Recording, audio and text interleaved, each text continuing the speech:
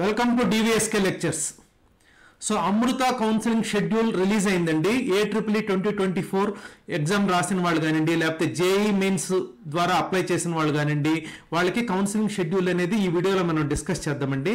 ఎవరైనా మన ఛానల్ కానీ ఫస్ట్ టైం కానీ చూస్తూ ఉంటే సబ్స్క్రైబ్ చేసుకోండి. అదేవిధంగా ఈ వీడియోని లైక్ చేసి షేర్ చేయండి, so that some of your friends would get benefited. So అదేవిధంగా ఎవరికైనా కానీ కౌన్సిలింగ్ గైడెన్స్ కావాలని అనుకుంటే మీరు కౌన్సిలింగ్ గైడెన్స్ మెంబర్షిప్ CGM 2024 తీసుకోవాల్సి ఉంటుందండి. దానికోసం మీకు డివిఎస్కే లెక్చర్స్ అనే ఆండ్రాయిడ్ యాప్ డౌన్లోడ్ చేసుకొని దాంట్లో దాదాపు 7 కోర్సెస్ ఉంటాయి. ఎంసెట్కి కానివ్వండి, ప్రైవేట్ యూనివర్సిటీస్కి కానివ్వండి, లేకపోతే కామెట్కి కానివ్వండి, లేకపోతే JEE mains or JEE advanced కానివ్వండి, లేకపోతే కాంబో కోర్సెస్ అట్లా రకరకాల కోర్సెస్ ఉంటాయండి.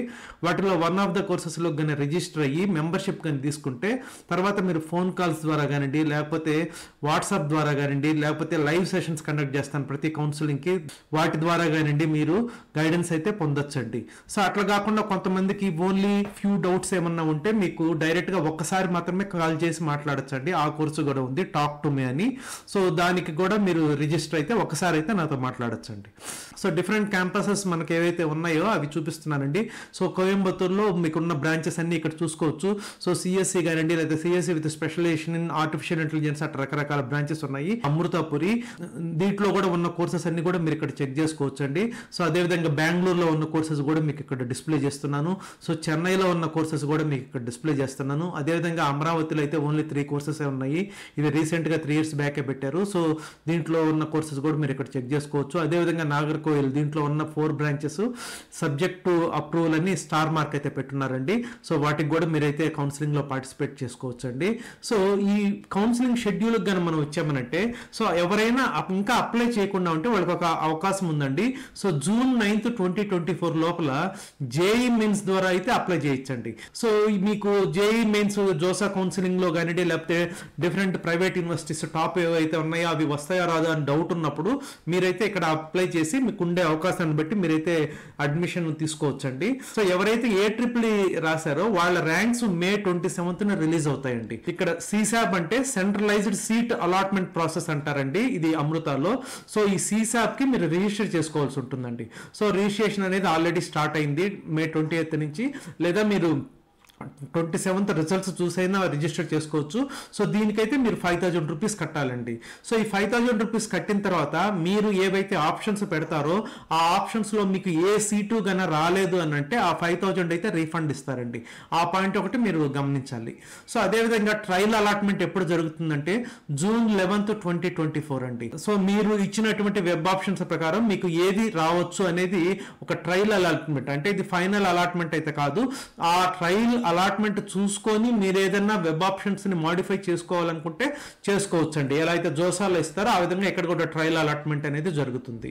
సో తర్వాత మీరు మార్చుకున్న తర్వాత first allotment would be done on June 15th 2024 అండి.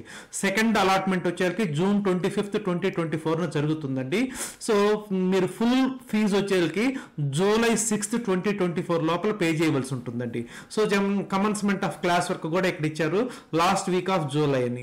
సో ఎవరైనా కానీ పార్టిసిపేట్ చేసి మీరు వచ్చిన మంచి సీట్ కానీ వచ్చిందంటే రిజర్వ్ చేసుకొని మీకు జోసాల కానివ్వండి, లేకపోతే మణిపాలు, లేకపోతే బిట్సాట్ కానివ్వండి అట్లాంటివి వచ్చినాయంటే తర్వాత మీరు వచ్చిన బ్రాంచ్ని మీ క్యాంపస్ని రెండింటిని కూడా ఆప్టిమైజ్ చేసి మీకు వచ్చిన ఫీజు కూడా ఒకసారి బేరీజ్ వేసుకొని మీరు డెసిషన్ అయితే తీసుకోవచ్చండి. సో ఇక్కడ JEE మెయిన్స్ ద్వారా అయితే 30% సీట్స్ ఇస్తారండి. AEEE ర్యాంక్ ద్వారా అయితే 70% సీట్స్ ఇస్తారండి.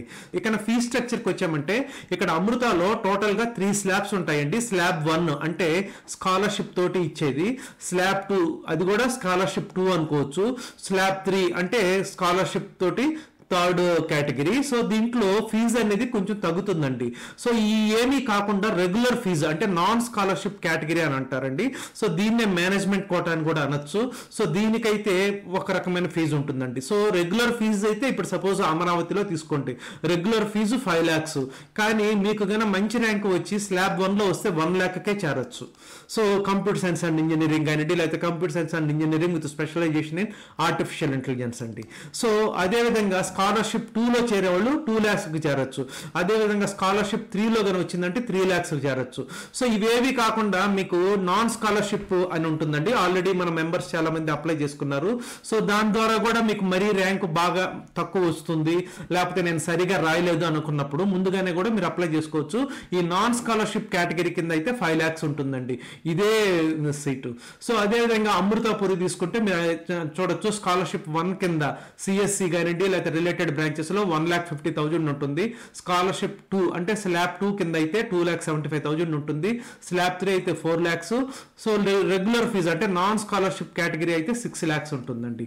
మీరు కోయంబత్తూరు తీసుకుంటే ఈసీఏ అట్లాంటి బ్రాంచెస్ అయితే నాన్ స్కాలర్షిప్ అయితే 4 lakhs, స్కాలర్షిప్ ప్రకారం అయితే స్లాబ్ 3 lakhs, స్లాబ్ 1 అయితే జస్ట్ 1.25 lakhs కి అడ్మిషన్ అయితే తీసుకోవచ్చు అండి. ఇది కోయంబత్తూరుకి సంబంధించి. సో ఇక్కడ క్యాంపస్ ని బట్టి బ్రాంచ్ ని బట్టి స్లాబ్స్ రేట్ కూడా మారుతుంటాయండి. అదేవిధంగా కోయంబత్తూరులో సిఎస్సి రిలేటెడ్ బ్రాంచెస్ అయితే స్లాబ్ 1 1,50,000 అండి, స్లాబ్ 2 2,90,000 అండి. ఇక్కడ మీరు గమనించవచ్చు, స్లాబ్ 2 ఈసీ కన్నా తీసుకుంటే ఇక్కడ సిఎస్సి రిలేటెడ్ బ్రాంచెస్ కి ఎక్కువ ఉంటుంది.